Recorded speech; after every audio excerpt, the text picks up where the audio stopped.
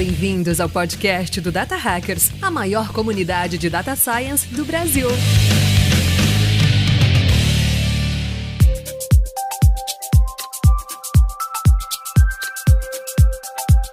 Fala, galera do Data Hackers! Todo mundo esperando que fosse o Paulo aqui apresentando. Hoje o Laje está na área. O Paulo, infelizmente, não vai poder estar aqui com a gente hoje, mas temos convidados incríveis para falar de um tema que está na boca do povo, né? A gente quer falar muito do mercado de dados hoje e dos insights da pesquisa State of Data. E para isso está aqui ao meu lado Monique Femi. Fala, pessoal. Olha, Laje, eu acho que o Paulo deve estar preparando o site de 2024/2025 do State of Data, porque no ano passado o Streamlit foi ele que preparou, hein? É isso aí. Já fica a cobrança pro Paulo, tem muita gente pedindo. E se você também quer acessar o Streamlit atualizado aí com as análises interativas da pesquisa, já manda seu comentário aí no Spotify, manda seu comentário no blog do Data Hackers ou onde quer que seja que você está escutando a gente. E para falar desse tema da pesquisa State of Data que chegou à sua 5ª edição, caramba, hein? Monique, olha, quantas áreas do conhecimento tem uma pesquisa com tanta consistência ao longo de tantos anos, com tanta gente respondendo, né? Eu acho que cada ano a gente quebra o recorde, né, Monique? Exatamente. E cada ano a gente tem mais pessoas respondendo a própria pesquisa, então isso faz com que a gente consiga ter um parâmetro muito maior, não só a questão de profissionais respondendo, mas também de profissionais que acompanham aí 5 anos uma mesma pesquisa e que a gente consegue mapear o panorama de dados no Brasil, né? É isso aí. E para isso, a gente tem aqui como convidado aqui hoje com a gente o Felipe Fiamozini, que é um dos grandes responsáveis por a gente conseguir fazer uma pesquisa com essa qualidade ao longo de todos esses anos. O Felipe que trabalha na Bain Company e é um dos maiores apoiadores da comunidade Data Hackers. Seja bem-vindo, Felipe. Fala, pessoal, tudo bem? Como sempre, é um prazer estar aqui com vocês para comentar os resultados da pesquisa. É um prazer também fazer parte da pesquisa, é uma pesquisa super completa. Como vocês falaram, né? Tem as vantagens da gente ter observado como é que esse mercado vem se desenvolvendo ao longo desses vários anos, com uma amostra de respondentes bastante relevante e que possibilita, portanto, que a gente consiga fazer vários recortes com profundidade, né? Outro dia, uma pessoa me perguntou, mas essa pesquisa tem bastante representatividade de gestão ou é um pessoal mais júnior que olha? Não, de fato, a gente tem 20 e poucos % dos respondentes à pesquisa são gestores, então de fato a gente consegue ter uma amostra bastante relevante para poder analisar do jeito que a gente quiser aqui e tirar insights que tenho certeza vão ser muito importantes para os profissionais de dados do país. É muito legal você falar sobre isso, Felipe, porque uma das coisas que as pessoas não sabem é que a gente tem meio que algumas palestras do que tange no report executivo do State of Data. Então, inclusive, a gente trouxe para o próprio TDC, né, uma palestra olhando para os dados do State of Data no fórum executivo. E o que a gente sempre faz todos os anos é também incentivar que esses profissionais também possam trazer suas próprias análises, né? Então, acho que tem muita coisa aí para o ano de 2025 e muita coisa que pode acontecer, né, Lages? É isso aí. Uma das coisas que me deixa mais impressionado nessa pesquisa ao longo dos anos é o tanto que o comportamento do mercado vem mudando também, né? Então, tem vezes que a gente acha, não, cara, os profissionais de dados gostam disso. E aí o tempo vai passando e o comportamento vai mudando, os gostos vão mudando, as preferências dos profissionais vão mudando. Então, é muito legal, porque acaba que eu, por exemplo, que sou um gestor, né? Esse tipo de pesquisa me ajuda muito a entender como estruturar o meu time, como ter a visão de futuro da área de dados e como aumentar o impacto dos dados no negócio, pensando muito na perspectiva dos profissionais, sabe? Lages, e já falando sobre essa mudança de mercado, quando eu entrei na comunidade Data Hackers, antigamente as pessoas pegavam a pesquisa do State of Data para poder defender o seu salário ali, né? E recentemente eu participei de um evento que era um evento mais com foco executivo, onde os executivos de dados estão utilizando a pesquisa para justificar que o modelo híbrido é o melhor do mercado, né? Então a gente já começa também a sentir uma evolução aí até para o uso da própria pesquisa do State of Data hoje no mercado de trabalho, né? Monique, e eu acho que vem alguns spoilers aí até em relação a esse tema do híbrido, do remoto, do presencial. Foi uma das coisas que eu senti que o comportamento das pessoas vem mudando aí ao longo do tempo. Mas é muito legal observar como, de alguma maneira, a força desse relatório, à medida que, como vocês comentaram, né, lideranças das empresas começam a olhar para os resultados do relatório para poder pensar nas suas estratégias de atração e retenção dos talentos. Isso aqui é uma maneira da gente ter a voz dos profissionais de dados apoiando e influenciando de alguma maneira as estratégias de atração e retenção de talento das empresas. Então, um círculo completo em que a gente escuta os profissionais e depois consolida isso aqui, e essas recomendações, esses insights do relatório aqui do nosso estudo acaba influenciando decisões que as empresas vão tomar, que vão beneficiar os profissionais de dados. Então isso aqui também, acho que mostra pra gente a relevância desse instrumento para a evolução do próprio mercado de dados no Brasil, né? Exatamente. Boa. E já dando o último spoiler aqui, antes da gente começar a entrar nos números, começar a abrir a caixa preta das informações de dados aqui do mercado, é que também vamos falar muito de inteligência artificial nas empresas, né? Mais um ano, inteligência artificial é o tema e vamos ter a oportunidade de falar disso aqui também, né, Monique? Eu acho que a gente tá meio que proibido até de falar de inteligência artificial, porque o povo quer falar só de inteligência artificial generativa, né? E aí, um dado super importante do ano passado, né, era o número de pessoas que utilizavam ferramentas de AI generativa dentro de casa, sendo ferramentas free, né? Vamos ver se esse número mudou. É isso aí. Vamos tentar entender como que as empresas estão usando, como que as pessoas estão usando. Porque às vezes, né, o chefe acha que as pessoas estão usando só do jeito certinho, do jeito que foi acordado, do jeito que está na política da empresa, mas o mundo real é bem diferente.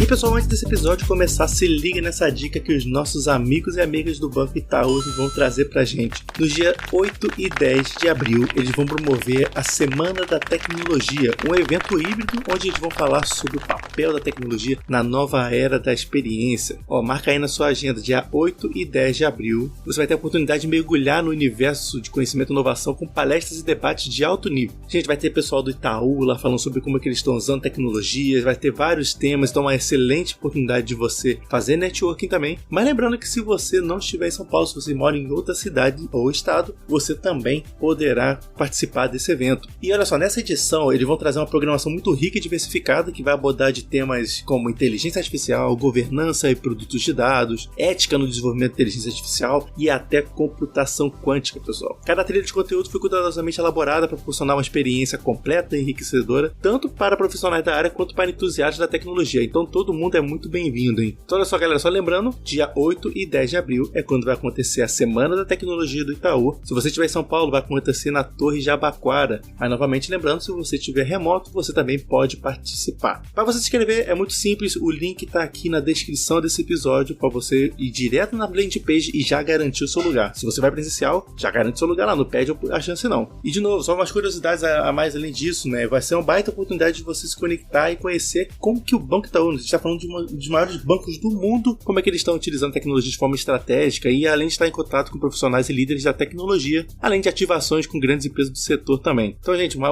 excelente oportunidade para você que gosta de evento, que está sentindo saudade de um eventozinho híbrido também, essa oportunidade e você não pode perder. Então, se inscreve aí, Semana da Tecnologia, tecnologia na nova era da experiência.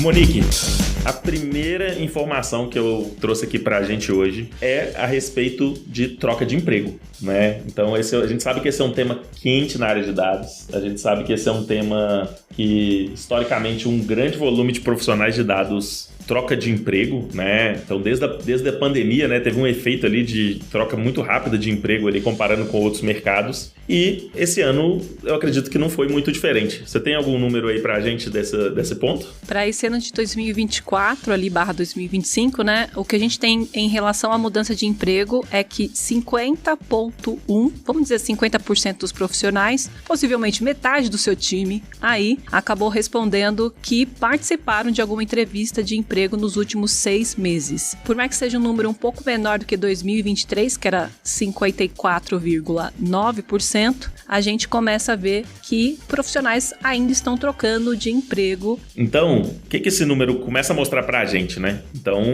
em 2021, 60% das pessoas tentou entrevista de emprego. Em 2023, 54%. Em 2024/25, 50%. Então, você está tendo um menor apetite das pessoas na busca por um novo emprego, né? Então, você tem um menor volume de pessoas tentando emprego, tentando uma nova oportunidade. E isso pode acontecer por várias coisas, né? Pode acontecer porque está tendo menos oportunidade no mercado, ou porque as pessoas estão com mais receio, ou estão mais exigentes com as oportunidades que estão surgindo e tudo mais. E aí, Felipe, como que você interpreta esse número? O que vem para você desse número e que outro número que a pesquisa tem que relaciona com esse? Legal. Bom, acho que, por um lado, uma interpretação possível pode ser a gente tem um menor, como você falou, né, número de entrevistados tentando participar de entrevistas de emprego, que pode mostrar uma evolução da maturidade de dados das empresas que ajuda na retenção e satisfação desses profissionais. Lembra que a gente sempre tem, e a gente já vai falar um pouquinho mais sobre isso, mas a gente sempre tem como principais fatores de satisfação dos profissionais de dados das empresas a maturidade de dados, as oportunidades de crescimento que estão relacionadas à capacidade das empresas de fato gerarem valor a partir das áreas de dados. Mas, ao mesmo tempo, a gente vê que a capacidade de retenção das empresas, uma vez que os profissionais são aprovados nos processos, diminuiu em relação a 2023. Então, em 2023, de todo mundo que era aprovado no processo seletivo, 55,7% topava mudar de emprego, o resto se mantinha na mesma empresa. Esse número, em 2024, foi para 60,4%, ou seja, agora de cada 10 pessoas aprovadas, 6 efetivamente mudam de emprego. Isso aqui pode, de fato, mudar um pouco a maneira como as empresas se preparam para poder, por exemplo, fazer contrapropostas mais interessantes para os profissionais, para poder aumentar a capacidade de retenção, porque sempre é mais fácil a gente manter um bom talento dentro de casa do que contratar um talento novo. E esse investimento na política de retenção dos profissionais, eu acho que é bastante importante, principalmente com esse dado que a gente vê que está aumentando a probabilidade das pessoas, uma vez aprovadas, mudarem de emprego. E é importante você falar sobre isso, né, Felipe? Porque quando a gente vai para o número relacionado à remuneração desses profissionais, a gente teve um aumento aí de quase 12%, né? Então, 11,8%, comparando 2023 a 2024. Então, a gente vai numa frente que parece que o mercado está pagando mais por esses profissionais, e uma dúvida se realmente essa troca de emprego também está relacionado ao nível de satisfação, que a gente também mede na pesquisa, ou se os salários são um grande motivador para que esse profissional acabe mudando ali de um emprego para outro, né? Esse é um bom ponto, Monique. Normalmente, quando a gente faz as perguntas relacionadas a o que faz a pessoa ser atraída por um novo emprego, o tema de remuneração e também modalidade de trabalho sempre pontuam bastante ali na frente. A gente sabe que quando a gente está olhando esses números de evolução da remuneração, esses 12% de aumento 24 versus 23, ele é um aumento na média, mas isso aqui depois, eventualmente, deve ter uma distribuição desigual entre as empresas. Então, isso aqui pode ser, sim, interpretado como um sinal para que as empresas tomem cuidado para garantir que a remuneração dos profissionais de dados esteja compatível e essa evolução esteja compatível com o mercado,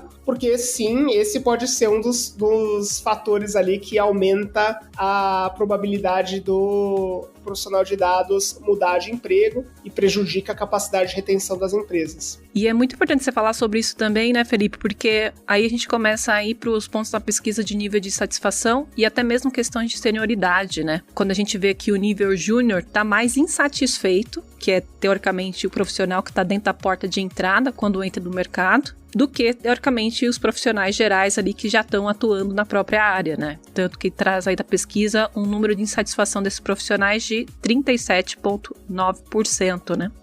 Esse é um bom ponto, Monique. Acho que conforme as empresas vão ficando mais maduras, é importante que também elas desenvolvam mecanismos para garantir que esses profissionais mais júniores estão entrando nessas empresas tenham as oportunidades de aprendizado e de crescimento, principalmente num cenário de trabalho que envolve parte, pelo menos, do tempo remoto, né? Então a gente sabe hoje que uma boa parte dos profissionais trabalham no modelo híbrido, e aí acho que tem que tomar cuidado, porque o profissional júnior é um profissional que ainda está em formação, tanto do ponto de vista das capacidades que são mais relacionadas à sua própria atividade, então ciência de dados, engenharia de dados, engenharia de machine learning, etc., mas também no contexto da aplicação dessas capacidades para a empresa específica, né, e para o segmento de empresa específica que eles estão trabalhando, para serem mais efetivos no desenvolvimento das suas atividades. É importante um profissional que trabalha com dados nos serviços financeiros, por exemplo, entender de serviços financeiros e como que o trabalho dele impacta o negócio da empresa e assim sucessivamente. E acho que talvez esse tema de a empresa estar capacitada com seus times de dados para receber os profissionais novos e formá-los é um tema bastante importante, né?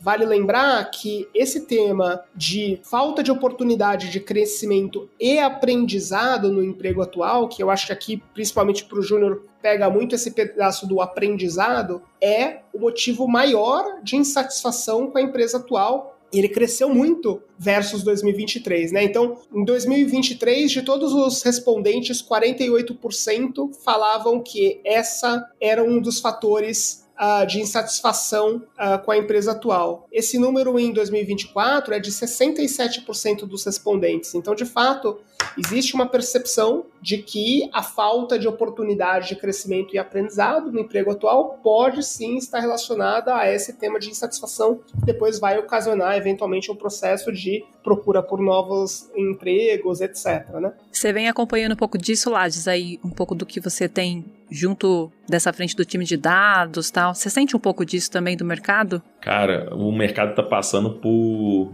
muitas mudanças, sabe? Pelo que eu tenho visto desde o final da pandemia, eu acho que tem um desafio das empresas de entender a melhor forma de lidar com o modelo híbrido remoto, criar regras em cima disso, voltar presencial, não voltar. Tem várias empresas fazendo return to the office, né? Várias políticas desse tipo. O próprio Vale do Silício tá fazendo em massa e eles acabam puxando muito das empresas de tecnologia e tudo mais, né? Eles acabam sendo muito referência. E o que eu sinto é que isso afeta muitos profissionais, né? Porque, primeiro, você gera um sentimento de insegurança, né? Então, outro número que tem na pesquisa é que aparentemente houve um aumento dos layoffs, ou pelo menos um aumento dos layoffs nas empresas dos profissionais que participam da pesquisa, né? Então, empresas que são fortemente focadas em tecnologia, em dados, geralmente empresas com uma pegada mais digital, ou com investimentos fortes em áreas digitais,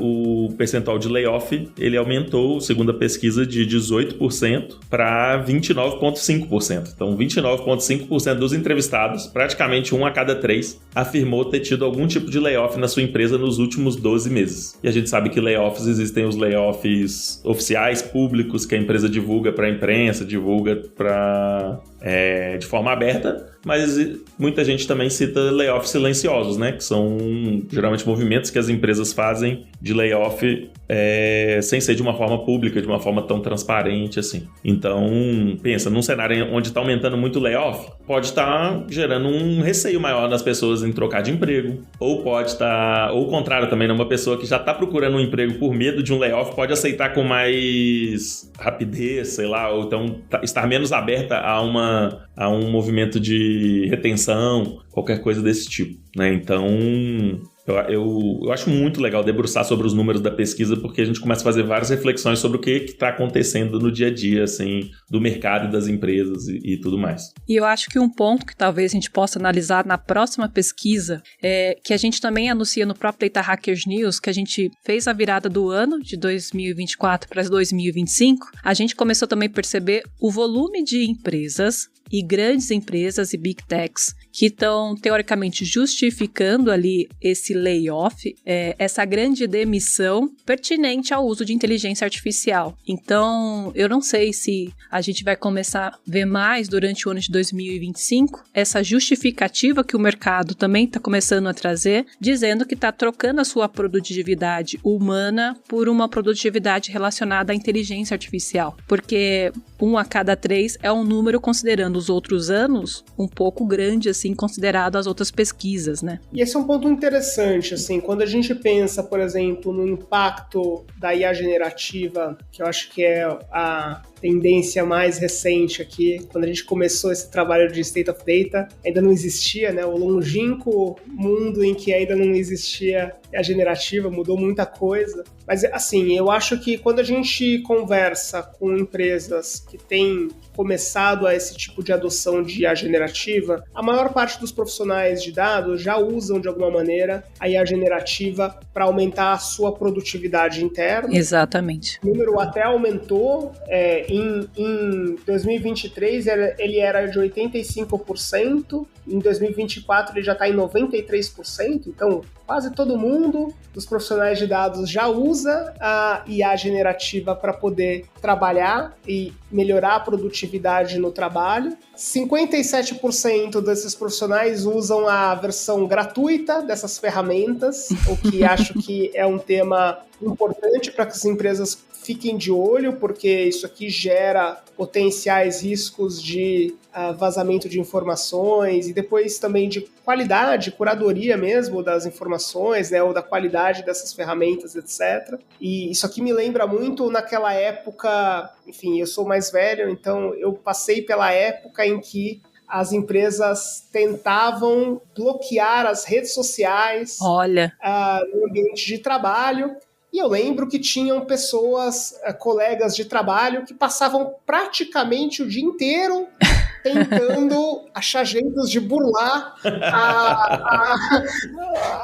esse impedimento que a área de segurança fazia e tudo mais. Então, de alguma maneira, os profissionais vão achar um jeito de tentar usar essas ferramentas à disposição. Esse cenário que o Lages e a Monique comentaram de incerteza, acho que também é um cenário que propicia essa necessidade, porque o profissional olha para o lado e fala, putz, estão acontecendo movimentos na minha empresa, eu preciso ser mais produtivo, existem essas ferramentas à disposição, vou fazer uso delas. E aí acho que tem que ter uma conversa importante, séria, dentro das empresas, que sim, pode ser um investimento, mas que precisa ser um investimento consciente das empresas no aumento de produtividade dos seus colaboradores dentro de um ambiente que seja seguro e garanta que os profissionais possam usar isso aqui. Não adianta falar, putz, eu não sei o que eu vou fazer com IA generativa por enquanto, então trava tudo. Esse trava tudo ele é meio ilusório, o profissional, assim como na época lá tentava acessar o Orkut, na minha época,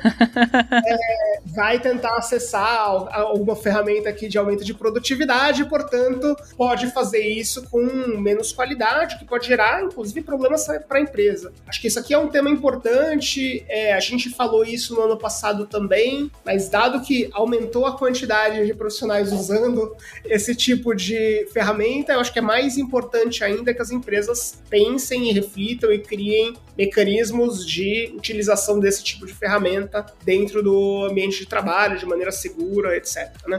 Ô Felipe, foi muito interessante você pegar nesse tema, cara, que eu tô lembrando que a gente já fez um episódio aqui no Data Hackers sobre, já tem muito tempo, deve ter uns 4 anos aqui, então, mas onde várias pessoas contavam como que eles faziam para usar ferramentas de Data Science em empresas mais tradicionais, que ainda não tinham passado por um processo mais intensivo de transformação digital, de digitalização, essas coisas. Então, teve até uma história que a pessoa mandava como se fosse uma imagem .jpg, olha, aí você mudava falava para um executável e instalava uma IDE na sua máquina. Aí um outro ia lá conseguir usar uma linguagem burlando a TI e tudo mais. Então, assim, cara, é uma analogia que eu faço muito aqui. Usar AI no futuro vai ser igual a gente usa a internet hoje. Então, tipo, as pessoas vão se adaptar, as pessoas vão colocar AI em tudo que tem na vida delas, no dia a dia, na rotina, nos relógios, nos celulares e tudo mais. E é difícil de você imaginar que você vai precisar de pedir autorização para TI para usar tudo, né? Então,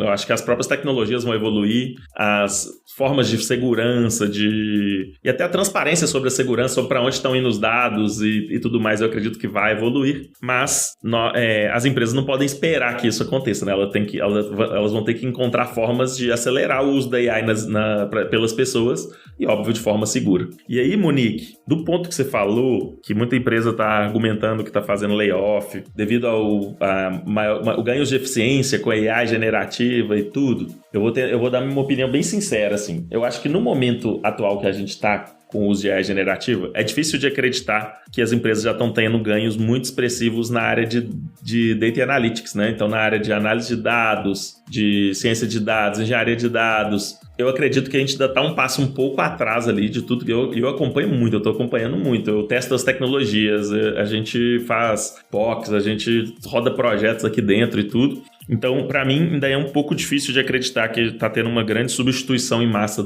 de profissionais de dados. E aí, para você que é profissional de dados e está ouvindo a gente, eu acho que essa discussão ainda vai voltar muitas vezes no nosso podcast. É cedo para falar que, apesar de eu estar falando aqui que eu não acredito que a AI já está substituindo profissionais de dados, é muito cedo para falar, porque todo dia estão surgindo novas tecnologias e os profissionais estão se adaptando a usar novas tecnologias. Hoje elas estão vindo muito como um ganho de eficiência, como uma forma de acelerar o trabalho de engenheiros de dados, cientistas de dados. AI para código já é uma coisa que dá para ser muito usada. Muita gente está começando a falar sobre AI para geração de SQL, AI para geração de gráficos e para análise. Mas, olhando bem a fundo, ainda é difícil de acreditar que as empresas estão substituindo de forma massiva profissionais de dados e tecnologia com o uso de AI. Isso não quer dizer que não vá acontecer, mas eu acredito que hoje os profissionais que estão sendo substituídos de uma forma mais massiva, que a gente vê muito na imprensa e tudo mais, está muito na linha de atendimento, de realizar trabalhos mais repetitivos, trabalhos que ainda não exigem tanta profundidade técnica. E aí, eu gostaria muito de te ouvir em relação a isso também, Felipe. Qual visão que você está tendo de tudo que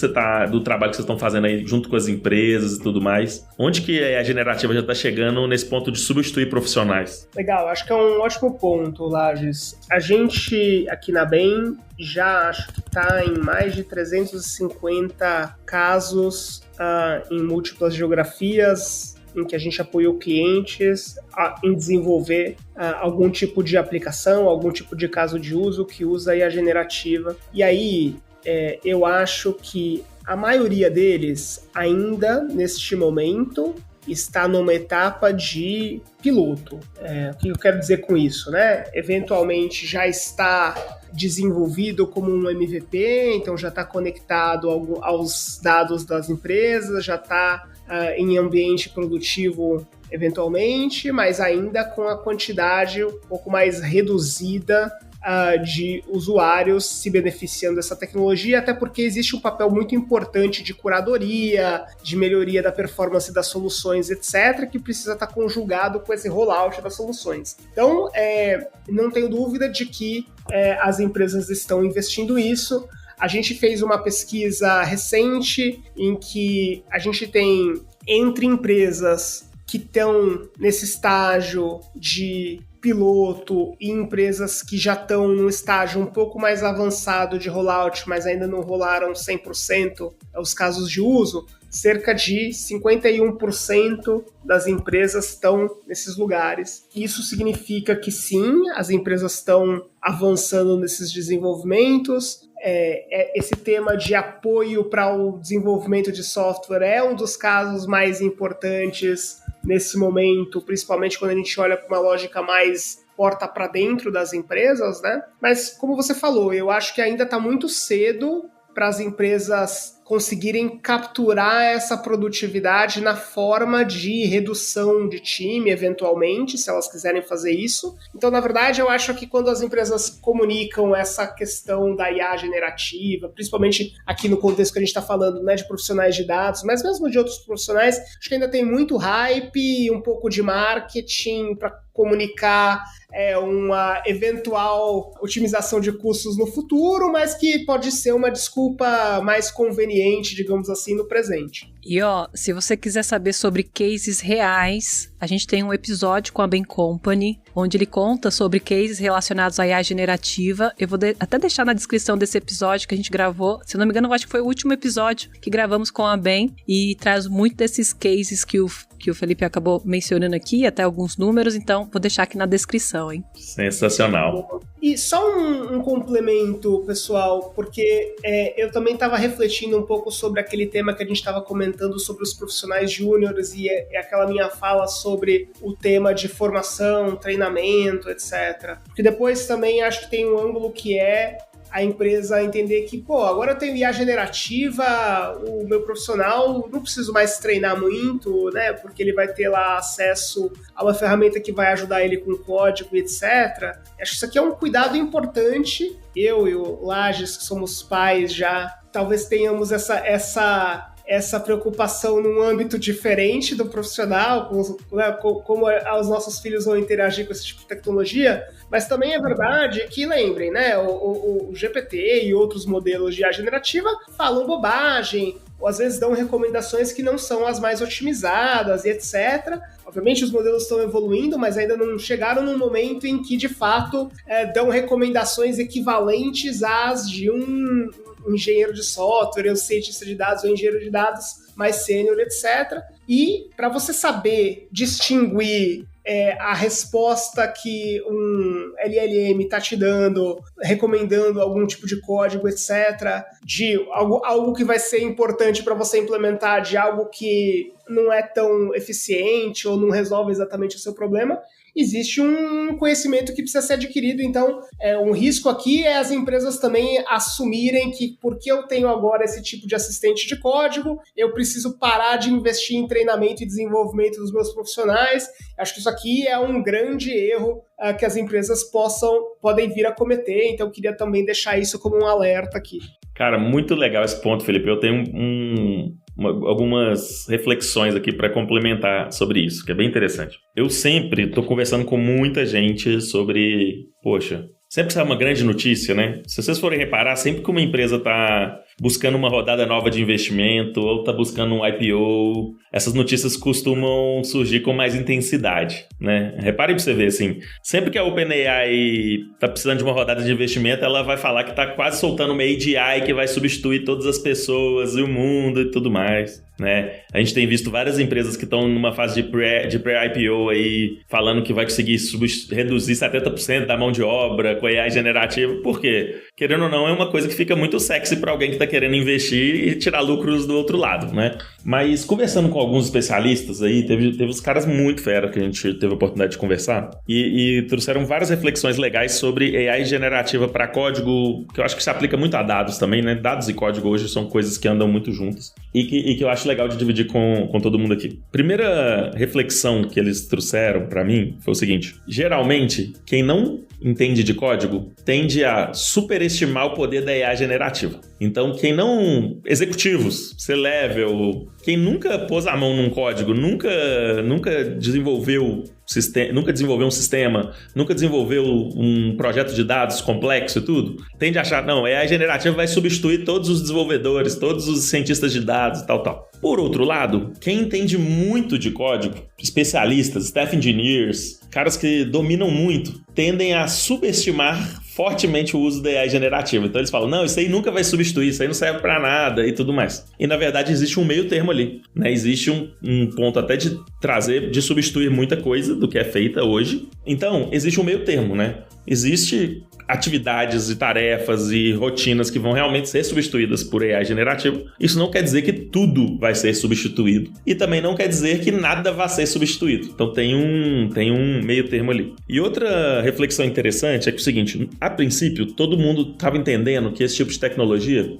ia fazer um júnior programar como um sênior, ou um júnior ter um poder de um sênior nas entregas. Então, todo mundo acreditava, cara, isso vai reduzir muito o valor da minha massa de trabalho, da minha folha salarial, porque eu vou ter júniors com esteroides, né? Então, ele vai usar AI generativa e vai construir um código na mesma qualidade de um sênior. E, até o momento, nós estamos em março de 2025, né? Então, até o momento, o que a gente está vendo é um pouco o contrário. Esse tipo de solução hoje está fazendo sêniors entregarem muito mais do que eles já entregavam. Então, tem muita empresa dando tipo assim, se vocês forem reparar, no cenário atual, tá tendo pouca vaga de júnior, tá difícil ainda oportunidades como júnior, estágio nem se fala, e as empresas estão começando a investir muito em aumentar o poder do sênior para ele conseguir entregar coisas de ponta a ponta. Então, vou dar um exemplo. Antes, ele só entregava um código, alguém revisava, alguém fazia o teste, sei lá, ou ele entregava uma arquitetura e os profissionais menos experientes iam complementando. Hoje, em teoria, com algumas soluções de AI generativa, muito dessas tarefas repetitivas a AI está conseguindo fazer. Então, o sênior que bolou toda a arquitetura, ele consegue entregar a arquitetura de ponta a ponta ali, né? Estou dando exemplo de arquitetura, mas você aplica engenharia de dados, você aplica projetos complexos de ciência de dados também. Então, é legal porque, legal não, né? É interessante observar esse movimento, porque nem sempre o que o mercado acha que vai acontecer é o que realmente acontece de fato. Exato. E nem sempre as pessoas sabem exatamente o que vai acontecer. Então, a gente está numa fase de muita descoberta. E a reflexão que eu deixo para as empresas diante desse cenário vem muito de, por mais que a generativa ajude os sêniors a produzir mais, quem serão os próximos sêniors? Se a gente não está formando novas ondas de profissionais. Então, cara, o futuro das nossas empresas, o futuro dos nossos negócios vai depender de novas ondas de profissionais sêniors. Então, é muito importante a gente entender como que a gente vai formar esses profissionais e como que a gente vai aumentar a maturidade e a senioridade dos profissionais que estão hoje nas empresas. E é engraçado você falar isso, que a gente acabou de falar sobre isso aqui, sobre o nível de satisfação desses profissionais que acabam entrando, que são os júniors, e que dentro da cadeia evolutiva, ali dentro da frente de profissionais, são os profissionais que estão mais em nível de insatisfação. E aí você vai pensar a longo prazo, se esses profissionais que são a porta de entrada e podem ser os futuros seniors lá no futuro, se eles já estão insatisfeitos com o trabalho, isso significa que ao longo do tempo, muitos deles irão desistir no meio do caminho. E aí, acho que a gente já pega um ponto também sobre a gente falando sobre essa mudança de mercado, sobre qual é o modelo ideal, que ainda se discute, né, de tipo de trabalho, se vai ser o remoto, se vai ser o híbrido, talvez seja um dos pontos também que a gente comece a olhar também, né? Monique, e nesse ponto aí também teve muita mudança na pesquisa aí, né? Né, Lages? A gente tinha aí um parâmetro olhando para os outros anos em que a gente tinha o modelo preferido que seria o híbrido, né? Até por essas discussões, né, da melhor formato, de ter interação com as pessoas, mas parece que o jogo virou, não é mesmo? A gente tem aí o modelo 100% remoto, né? As pessoas, será que estão mais rebeldes, hein, Lages? Cara, eu acho que isso pode ser até um pouco um reflexo do retorno aos escritórios, né? Então, poxa, aquela pessoa que antes gostava do modelo híbrido, a empresa dela acabou indo cada vez mais para o modelo presencial ali. Talvez, não dá para saber exatamente, mas ainda assim, o desejo dos profissionais de dados, ele se divide, né? 46% prefere o 100% remoto, 43% prefere o híbrido com dias flexíveis, né? Então, ainda está na margem de erro ali de 3 pontos percentuais para cima ou para baixo. Olha. Essa preferência. O que não está sob discussão é o fato de que para 75% dos profissionais, olha, caso a empresa retorne ao formato totalmente presencial, eles pretendem procurar outra oportunidade que seja híbrida ou remota. Isso aqui continua consistente com anos anteriores, então, e acho que serve de alerta, independente se a empresa vai optar pelo 100% remoto ou pelo híbrido com dias flexíveis, por exemplo, a gente vê um movimento de empresas testando cada vez mais fazer com que essa lógica do híbrido seja híbrido 3 dias no escritório, 2 em casa, ou 4 dias no escritório, 1 em casa, se aproximando do totalmente presencial. E óbvio, isso aqui deve ser um degradê, né? Não é 0 ou 1, então provavelmente a interpretação é quanto mais dias no escritório versus em casa, maior deve ser a propensão dos profissionais a pensarem em mudar de emprego, culminando aí sim na pesquisa, né, na pergunta que a gente tem dado, que é esse 75%, obviamente, isso aqui deve ter uma disrupção importante, mas eu acho que quando as empresas planejam esse dimensionamento de dias em casa versus dias no escritório,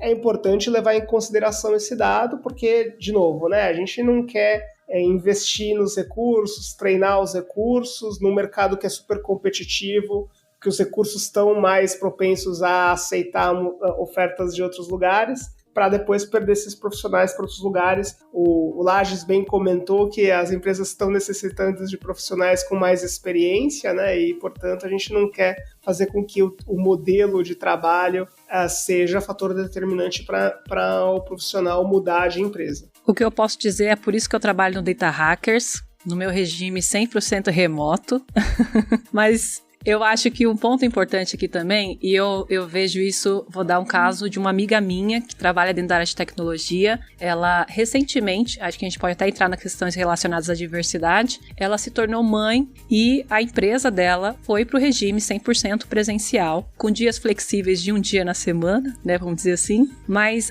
uma das causas que fez com que ela mudasse de emprego foi a questão do formato do regime de trabalho. Então ela foi para uma outra empresa, olhando ali para toda essa rotina dela que ela tem, indo para um regime ali mais flexível. E o que fez com que ela fosse para lá foi a questão da modalidade desse regime, mesmo ganhando um pouco menos comparado à posição que ela estava na empresa anterior. Então, acho que vai também de um reflexo que a gente teve aí nos últimos anos, até pensando nessa questão da pandemia, né, que a gente primeiro tentou se adaptar ao regime remoto, aí a gente se adaptou, entre aspas, depois a gente teve um reflexo que se relacionava entre as relações entre as pessoas, aí quando a gente começou a se adaptar a tudo isso, a gente vem para o movimento do mercado que exige que você esteja 100% presencial dentro dessas empresas. E aí o mar vermelho se abre, né? E é por isso que a gente vê até um espanto aí na própria pesquisa State of Data desses profissionais que acabam exigindo o regime 100% remoto, né? E eu acho que aqui talvez, para todos os profissionais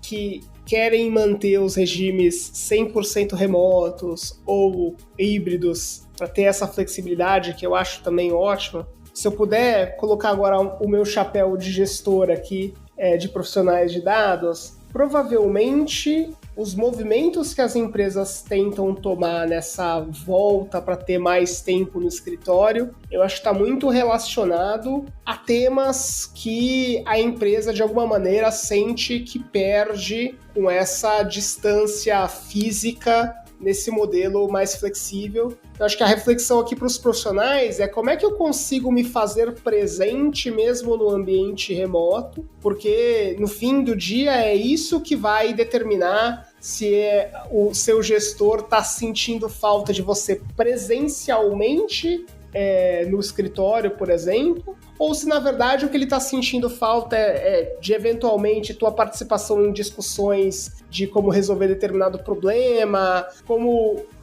ter uma comunicação mais apropriada de como as tarefas estão acontecendo, onde que você está tendo dificuldade, quando você precisa de ajuda, se de fato você está se mostrando produtivo, se você está conseguindo propor novas ideias ou mudanças, etc. Isso aqui dá para fazer muito bem remotamente, mas eventualmente com a distância natural da gente ter no formato remoto ou híbrido, o gestor eventualmente sente falta e aí a reação dele é tentar trazer de volta para o presencial, em que ele consegue forçar um pouco mais essa interação. E aí a reflexão para o profissional é como é que eu crio essa lógica de me fazer presente mesmo estando distante fisicamente, porque acho que aí é uma discussão de se o seu gestor acha que você funciona muito bem trabalhando, conectando ideias, conversando com o time, propondo soluções, sendo produtivo, etc. E vai falar, puta, tá bom, o João, o Pedro, a Maria,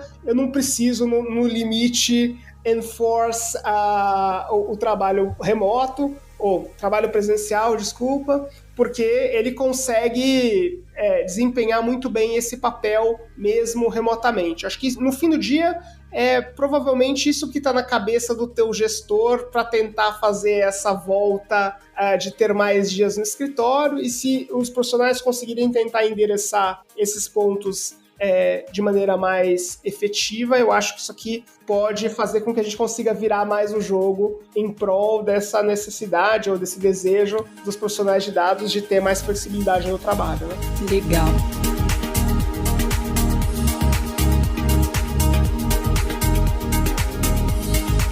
Outro ponto, né, que acabou que a gente falou aqui muito no episódio, né, que as empresas têm também um desafio de formação de profissionais mais de nível júnior, estagiários e tudo mais. Então, você que é profissional sênior, que está no modelo remoto, é bem importante você ajudar a empresa nesse processo, né, mentorando profissionais júniores, sendo mais solícito, mais participativo, ajudando de fato ali. Acho que pode ajudar a empresa a conseguir manter-se mais tempo nesse formato mais flexível, né? E outro ponto que eu acho que é importantíssimo para as empresas, para a maioria das empresas, é a conexão entre diferentes áreas, né? Geralmente as pessoas são muito conectadas com a área que ela atua ali, com a liderança direta, com os pares ali, e nem sempre é tão fácil você fazer uma conexão com outras áreas, com outros profissionais, que são tão importantes quanto os profissionais pares ali para a construção do resultado da empresa. Então, como que... É um grande desafio que as empresas têm, né? Como conectar áreas distintas, e esse desafio existe tanto no presencial quanto no remoto. Obviamente, no remoto acaba sendo um pouco mais difícil, porque você acaba tendo menos momentos de conexão, de interação direta entre as pessoas ali. Mas é também um ponto que eu vejo que é muito desafiador para as empresas, sabe? Concordo plenamente. Um outro aspecto também que a gente tem na pesquisa, que todos os anos a gente traz para o mercado, e a gente sabe que a área de tecnologia é uma área super promissora, mas que a gente também tem as nossas deficiências, né, dentro da nossa área, e um desses aspectos é o aspecto relacionado à diversidade. É engraçado porque no ano de 2024, a gente teoricamente teve mais comunidades dentro das comunidades que acabam apoiando a pesquisa, de aspectos relacionados tanto ao público feminino, a pessoas pretas, apoiando a pesquisa, e um dado super importante que é com relação ao número feminino de mulheres que estão dentro da área de dados, a gente teve uma pequena queda aí desse número e a gente chegou a 23,6% de profissionais do gênero feminino dentro dessa área de dados.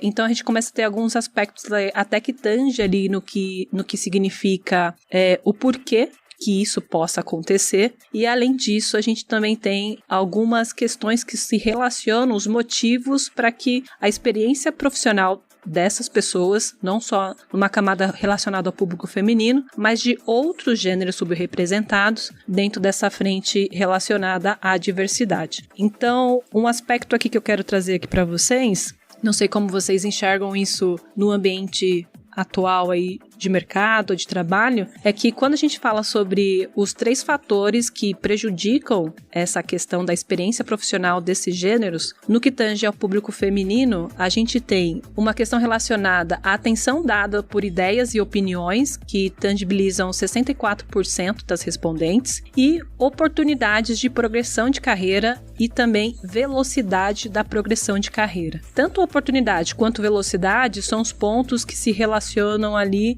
tanto em outros grupos, como pessoas pardas e pessoas pretas. E um outro ponto, quando a gente vai para a camada dos PCDs, a gente tem ali, no que tange essa questão de diversidade que afeta essa experiência profissional, está relacionado ali mais a questão das vagas que chegam também para esse público. Eu não sei se vocês querem comentar um pouco sobre isso também. Eu acho que, enfim, tendo olhado para esses dados nos últimos anos, e essa parte da beleza da gente conseguir ter essa consistência, né, da gente conseguir avaliar as evoluções, acho que esse é um aspecto que infelizmente, não evoluiu ou não evoluiu na velocidade com que a gente gostaria. Acho que esses são temas muito relevantes para a sociedade como um todo. O mercado de dados é um mercado que reflete de alguma maneira a sociedade e a gente vê que isso aqui ainda é um tema muito importante e me parece que ao longo dos anos as mudanças dos percentuais que a gente observa tanto nessa representatividade desses grupos quanto nesse tema deles terem a experiência profissional prejudicada e até em aspectos de remuneração, me parece muito mais variações relacionadas à mudança da amostra, né, que a gente espera, do que de fato sendo efetivamente consistentes numa direção que a gente gostaria que fosse de maior participação desses grupos que são subrepresentados, né, quando a gente pega, por exemplo, a representação das mulheres na sociedade de 51%, são só 23% dos profissionais de dados, a gente esperaria um número um pouco maior de participação dentro das profissionais de dados, e isso se reflete para pessoas pretas e pardas, para pessoas com deficiência, o que eu acho que mostra que provavelmente a gente não está conseguindo extrapolar para as empresas essa importância de ter quadros mais diversos. Então é quase que como se a gente, ao avaliar em múltiplos anos aqui o que está acontecendo, provavelmente a gente tem empresas que têm isso um pouco mais bem estruturado e que seguem com essa estratégia, mas a gente não conseguiu furar a bolha e extrapolar para um número maior de empresas essa necessidade ou essa importância de ter mais profissionais e quadros diversos dentro do seu grupo de profissionais de dados, né? Exato, Felipe. Cara, e eu acho que tem várias coisas acontecendo na sociedade que podem estar impactando nisso, né? É um cenário triste, digamos assim, né? Porque a gente vê que, em termos de diversidade, querendo ou não, a área de dados acaba que tá andando um pouco de lado, assim, né? Então, durante a pandemia a gente viu avanços significativos, a pesquisa mostrou muito isso, mas já tem pelo menos 2 anos aí que esses avanços estão bem menos significativos e tudo mais. Eu tenho algumas hipóteses do que pode estar ocasionando nisso. Uma delas vem muito da busca muito forte só por profissionais sêniors, né? Então isso acaba gerando pouca oportunidade para quem está entrando no mercado e pouca oportunidade para as coisas mudarem de fato. Então, poxa, se eu só tô focando em profissionais sêniors, eu tenho que pegar profissionais que já estão no mercado, eu tenho que pegar profissionais que já passam por um histórico de baixa diversidade ali. Isso pode estar acabando acontecendo nas empresas, né? Lembrando, isso aqui é só uma hipótese que a gente está levantando. Dificilmente a gente vai conseguir responder esses dados com muita acurácia, porque a pesquisa tem vários pontos de privacidade, a gente não tem tantos detalhes de quem está respondendo, qual empresa, da participação e tudo mais, né? Mas eu acredito que sempre que o mercado está olhando só para seniors, é muito mais difícil a gente buscar qualquer tipo de transformação no mercado como um todo. Uma empresa ou outra pode passar por mudanças, mas dificilmente você vai ver uma transformação do mercado. Na pandemia, quando tinha muita gente nova entrando, muita gente júnior, muitos novos entrantes no mercado, acabou que a área de dados como um todo acabou se beneficiando de uma maior diversidade. Outro ponto que é triste também é o tanto que a agenda da diversidade está perdendo força no cenário global, principalmente Exatamente. com Trump, com os movimentos dos mercados americanos, das empresas americanas, né? Então, querendo ou não, o Brasil acaba sofrendo muito reflexo, né? O que vocês acham disso, Monique? Eu vejo um movimento muito mesmo direcionado até por empresas do Vale do Silício nos últimos tempos, no que tange a quesitos de diversidade. Eu vejo algumas empresas que já têm a diversidade trabalhada, principalmente empresas multinacionais que têm a diversidade trabalhada e que esse impacto lá fora faz com que crie um impacto, principalmente aqui no mercado brasileiro. E tem um outro quesito também, que quando a gente fala não só de diversidade, existiram pautas que também foram se colocadas como nível de prioridade no mercado. Então, por exemplo, para o ano de 2025, em algumas notícias e matérias que eu acabei lendo por aí, a gente vai ter um aumento relacionado à felicidade desses profissionais dentro dos ambientes de trabalho, uma vez que a gente saiu de um regime remoto, aumentou o número de burnouts dentro desse cenário, e aí a gente começa a ver, quando trata-se de quesitos relacionados à diversidade, isso, como você mencionou, né, parece que é deixado de lado, e todos os anos a a gente tem essa mesma discussão. Então eu vejo um mercado que vai falar um pouco menos de diversidade, talvez até por conta de pautas que são relacionadas ao próprio mercado e o incentivo que se é colocado dessas grandes empresas a partir do ano de 2025, mas eu acho que tem muita coisa para acontecer e o que eu sempre falo, né? A diversidade ela é uma ação individual e de impacto coletivo. Depende da gente. O grande problema que eu vejo hoje do mercado sendo introduzida dentro da área de dados é que a gente sempre espera que a pauta de diversidade seja solucionada pelas grandes empresas. Quando, na verdade, nós, como profissionais dentro da área de dados, não estamos fazendo o mínimo que seja literalmente acolher esses profissionais. Então, a gente pode até pegar o dado aí relacionado ao público feminino que impacta a experiência profissional delas. São pautas que são colocadas no dia a dia e que não são ouvidas como deveriam ser ouvidas a partir do momento que elas pertencem ao gênero feminino. Então, eu acho que essa questão de diversidade a gente vai bater todos os anos, que é um dos aspectos da pesquisa, mas depende muito mais de cada um de nós profissionais do que literalmente a gente esperar que as empresas solucionem esses grandes problemas. Essa é a minha visão, sabe? Nossa, muito legal essa visão, viu, Monique? Eu consigo pensar várias formas que nós, individualmente, como profissionais, poderíamos ajudar a contribuir com a diversidade também, além das formas intencionais das empresas, né? Mas tem uma coisa que eu já refleti bastante, já conversei com muita gente, que é o seguinte: imagina que você tem um gestor que não é muito comprado com a ideia de intencionalidade ao abrir uma vaga, por exemplo, né? Então ele vai lá, abre uma vaga de gestor e não pôs que é exclusivo para mulheres ou exclusivo para algum grupo minoritário. Mas eu te garanto que se você indicar pessoas fora da curva para aquela vaga que são de algum grupo minoritário, né? Você como um profissional que tem seu trabalho percebido como um bom trabalho por esse gestor, ele vai querer entrevistar aquela pessoa, ele vai querer dar uma oportunidade para aquela pessoa, pelo menos de ouvir ela, avaliar e entender se faz sentido ela naquela posição. Então essa é uma forma que eu acho interessante de contribuir com a diversidade, mesmo quando a sua empresa talvez não está tão focada, não está pondo muita energia nisso. Outro exemplo que eu vejo que é muito comum é, de novo falando de profissionais júniores, né?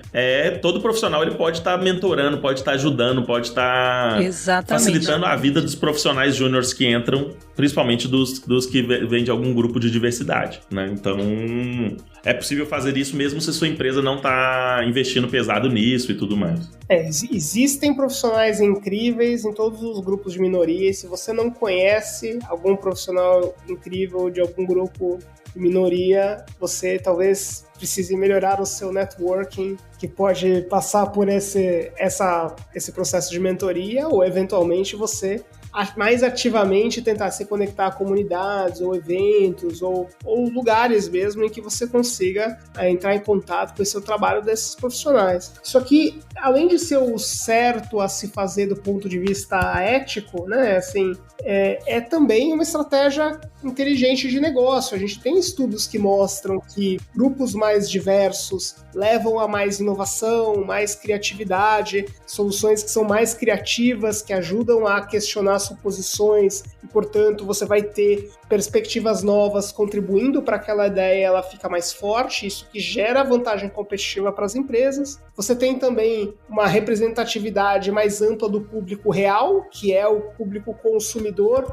dos produtos e serviços da sua empresa. Então, poxa, esses grupos, né, a gente chama de minoria porque eles são subrepresentados, mas mulheres, por exemplo, são uma maioria numérica no Brasil, e você não tem perspectivas femininas sobre como apresentar e desenvolver os seus produtos e serviços, você perde uma visão muito importante de uma parcela que é, no fim do dia, consumidora, e que, né, como cliente, vai ter o poder depois de decidir se investe ou não no seu produto ou serviço, e se tiver uma perspectiva que ajude a se conectar, provavelmente a tua empresa também vai ter esse diferencial. Eu acho que, também do ponto de vista de estratégia de negócio, faz todo sentido investir nisso, obviamente, além de ser o certo a se fazer, né? E eu acho que só para fechar esse assunto, o que eu acho que vale acrescentar é que, vamos supor, eu, Monique, sou uma mulher dentro da área de tecnologia, então isso significa que eu represento menos de 1/4 do que tange aos profissionais de dados, né, estando dentro dessa frente, mas acho que uma coisa que me deu muito destaque dentro da área de tecnologia, por mais que às vezes o mercado tenta colocar a gente nessa minoria, né, de profissionais dentro da área de dados, é que você também pode enxergar isso como uma grande oportunidade. Então, eu vou dar um exemplo sucinto aqui, que é verídico. Quando eu recebi o convite para estar no Data Hackers, teoricamente o Data Hackers não é uma comunidade exclusivamente feminina, mas eu tinha a possibilidade de estar em uma comunidade 100% feminina, eu tinha essa possibilidade, mas ao pensar que o meu impacto poderia ser muito maior estando em uma comunidade que me dá essa liberdade de poder trazer pautas, de poder trazer possibilidades, isso faz com que um pouco do nosso papel hoje dentro da área de dados, como mulher dentro da área de tecnologia, faz com que esses pequenos movimentos e esses pequenos espaços que ainda as pessoas consideram que são nos dados, acabam de certa forma atingindo frentes muito maiores, e eu tenho certeza que acho que em outras pesquisas do State of Data a gente vai conseguir mudar aí um pouco desse aspecto, um pouco desse número, porque eu acho que não é só o mercado de dados, né? Eu tô em outros mercados como audiovisual, outros mercados, e a gente tem o mesmo impacto no que tange a esses grupos que são subrepresentados. Perfeito. E a gente não pode esquecer também que a área de dados é uma área que tem muitas vantagens em termos de diversidade. Verdade. Você vai tomar decisões menos enviesadas se você tiver um time mais diverso. Você tem uma chance maior de tomar decisões menos enviesadas. De criar modelos que propagam menos vieses da sociedade, se você conseguir ter um time mais diverso, pensando em diferentes pontos ali. Então a gente fala muito aqui de ética em AI, ética em dados, vieses em AI, vieses na área de dados, que a melhor forma de você combatê-los é com linhas de pensamento mais diversas, com pessoas com diferentes backgrounds, diferentes histórias ali, construindo aquilo ali juntos e olhando para isso de uma forma mais intencional. Exato. E a liberdade que a gente tem para falar sobre esse assunto, né? Acho que é primordial.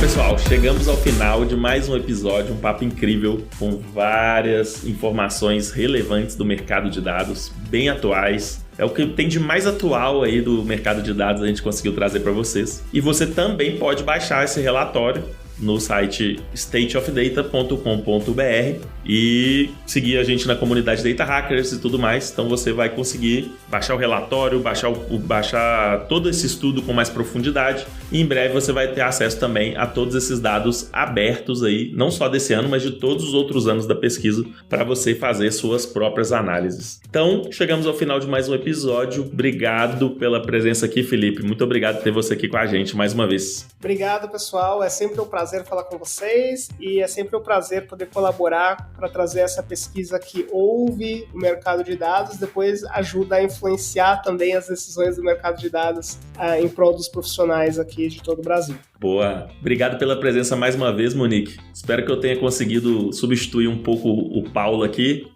Foi difícil, viu? O Paulo tá lá codando o site do State of Data, né? O Streamlit, com os dados para vocês poderem analisar. Eu acho que um ponto super importante aqui é que acompanhem super a comunidade Data Hackers. A gente tem o Data Hackers News semanalmente, onde eu e o Paulo Vasconcelos, a gente fala sobre as notícias mais quentes dentro da área de dados. E com certeza acompanha a newsletter semanal para vocês acompanharem as novidades que vêm do próprio State of Data durante o ano. E eu posso dizer para você que tem muita coisa aí por vir, né, Lages? É isso aí. O ano ainda tá só começando, a gente tem muita coisa legal para ser lançada aí. Então, sigam a comunidade Data Hackers e fiquem atentos aqui a esse podcast, para as próximas novidades. Valeu! Valeu!